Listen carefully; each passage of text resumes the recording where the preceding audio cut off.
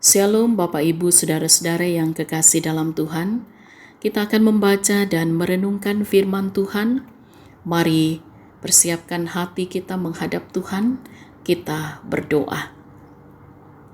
Kami bersyukur kepadamu ya Tuhan, atas segala kemurahan-Mu yang setia menuntun, memelihara kehidupan kami.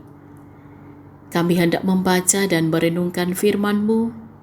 Roh Kudus, terangilah hati dan pikiran kami untuk memahami dengan benar, dan kami jadikan sebagai sulu bagi langkah kami. Mohon ampun untuk segala dosa kami. Dalam nama Tuhan Yesus kami berdoa. Amin. Kitab Bilangan pasal 22 ayat 21 sampai ayat 35. Keledai Bileam dan malaikat Tuhan. Lalu bangunlah Bileam pada waktu pagi, dipelanainya keledainya yang betina, dan pergi bersama-sama dengan pemuka-pemuka Moab.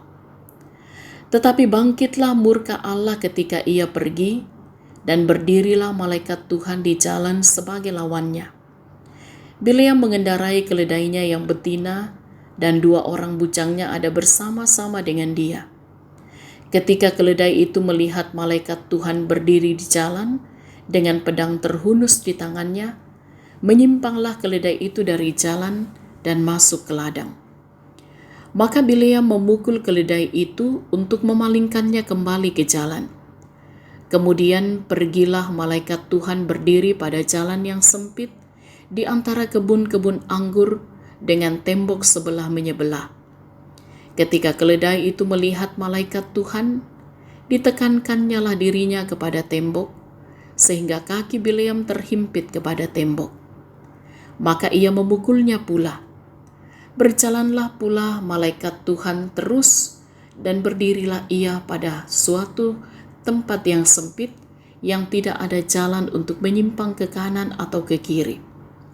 Melihat malaikat Tuhan, meniaraplah keledai itu dengan Bileam masih di atasnya.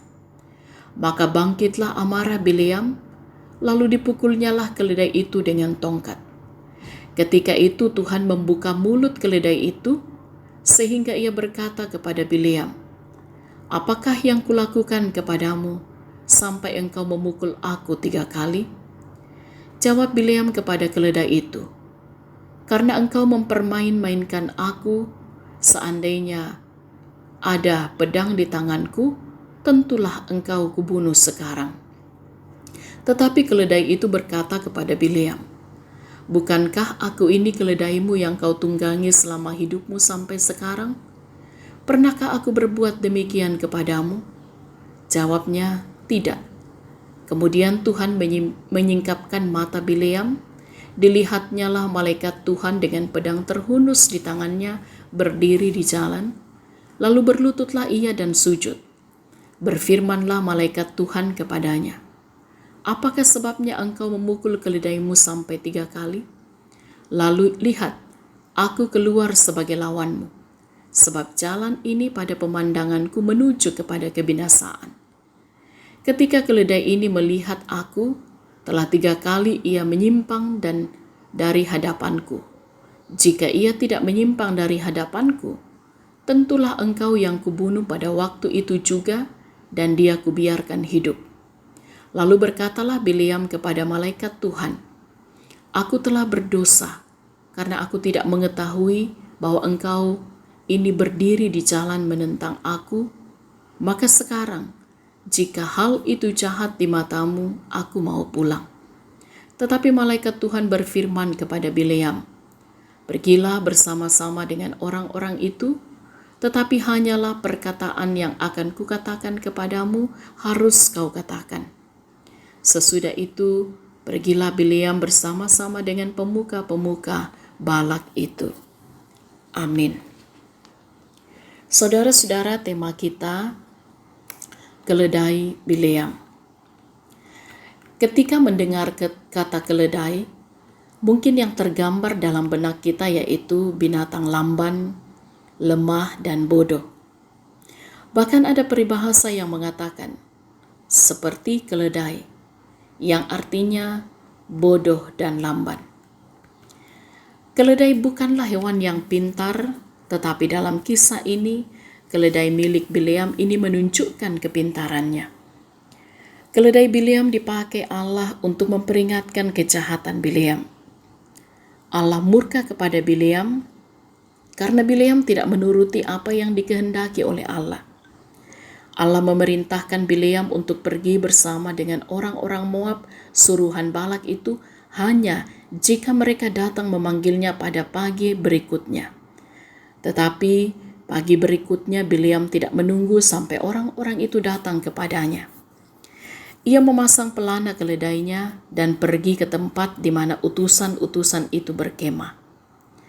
Memutuskan untuk melakukan kehendaknya sendiri. Keputusan ini bersama ketamakan dalam hati Bileam membuat Tuhan murka.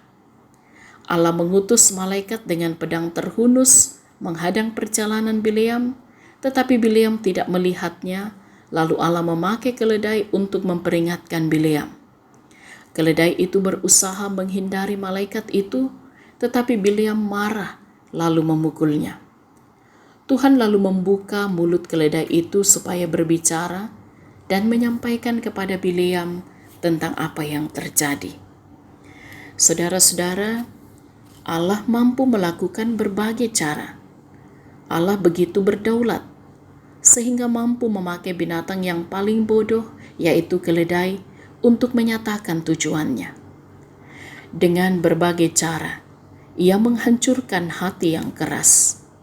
Karena itu, milikilah kepekaan terhadap pimpinan Tuhan dalam menjalani kehidupan kita. Amin. Marilah kita berdoa.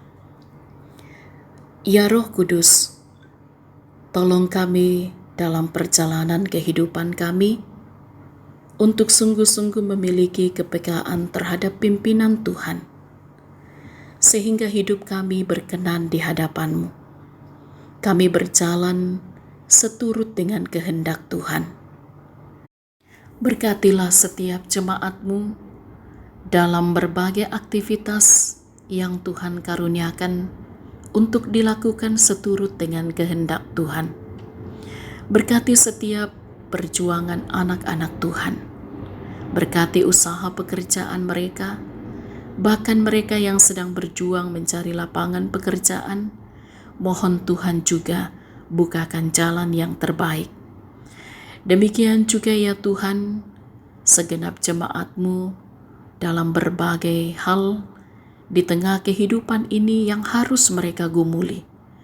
Tuhan, berkati mereka yang saat ini bergumul karena sakit penyakit.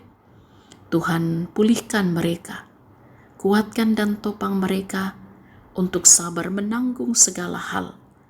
Bahkan tentu harapan kami, mereka akan pulih dari penyakit. Yang bergumul karena berbagai hal, mohon Tuhan buka jalan, biarlah juga tetap sabar menjalani kehidupan ini. Kami bersyukur dan bersukacita bagi jemaat-Mu yang boleh menikmati pertambahan usia hari ini. Disempurnakanlah sukacita mereka, dikaruniakanlah hikmat untuk juga menjalani kehidupan ini dengan benar, seturut dengan kehendak Tuhan. Demikian juga ya Tuhan, topanglah setiap orang tua untuk sungguh-sungguh berperan dengan baik, mendidik mengarahkan anak-anak, bahkan juga dalam setiap pekerjaan di tengah-tengah keluarga diberkati. Anak-anak ditopang dalam pendidikan, di mana mereka harus belajar dari rumah, berikan mereka kesabaran, karuniakan mereka kesehatan yang baik, bahkan mampukan orang tua untuk mendampingi anak-anak belajar dari rumah. Demikian juga ya Tuhan, kami terus topang dalam doa, Engkau berkati kehidupan bersama di tengah-tengah bangsa dan negara yang kami cintai. Mohon Tuhan menopang para pemimpin bangsa kami untuk tetap memimpin bangsa ini dengan benar. Ada banyak hal yang menjadi kerinduan dan harapan kami. Dalam semua itu, biarlah kehendak-Mu yang terjadi atas kehidupan kami. Kami bersyukur atas setiap berkat Tuhan, kemurahan Tuhan yang boleh kami alami di sepanjang hidup kami. Sertai kami Tuhan hari ini, bahkan hari-hari yang Tuhan masih karuniakan. Mohon ampun untuk segala dosa kami berdoa dalam nama Tuhan Yesus, Juru Selamat kami. Amin. Demikian renungan kita hari ini. Tetap semangat. Salam sehat. Tuhan Yesus berkati.